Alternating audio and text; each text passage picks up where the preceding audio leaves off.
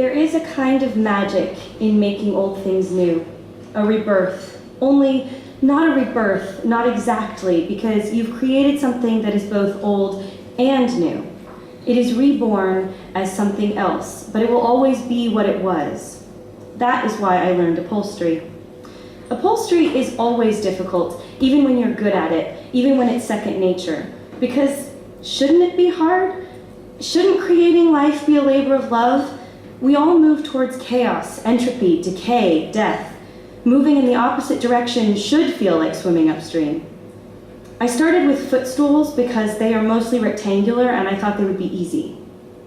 But even a footstool has angles and curves, difficult surprises that you wouldn't expect. Corners will become your nightmare. Wooden legs and beautiful curved arms will haunt your dreams. Have you ever bent your arm at an absurd angle, pulling fabric as taut as you can, knowing that it is still not taut enough? Have you awkwardly fumbled with a staple gun that cannot possibly be pointing the right way given the position of the footstool and the strain on your body? Have you felt the dizzying and irrational terror that grips you when the staple gun slips? The fear that perhaps this time it will be your finger that is stapled?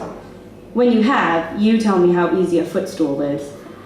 Before that though, before the pulling and the stapling, even before you choose the fabric, you have to choose the piece. It had better speak to you because if it doesn't, you'll give up before you finish. This is an important decision. Not everything deserves a second chance. Some furniture does not deserve the energy that you will expend to save it. Choose something ancient. Choose something that speaks to you of Victorian dinner parties and ladies succumbing to the vapors. Choose something that speaks of gentlemen in smoking jackets, of genteel dinner parties, of clandestine meetings, of secrets whispered in the dark. Something that survived a war. Choose a chair that has something to say. And then you can choose the fabric. Once your furniture has told its story, has whispered some of its past into your soul, then you can choose its future. Choose wisely. Think about aesthetics. Think about durability.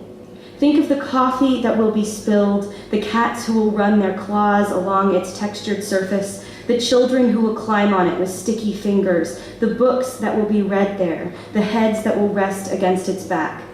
These are all considerations. Eventually, you will realize something important.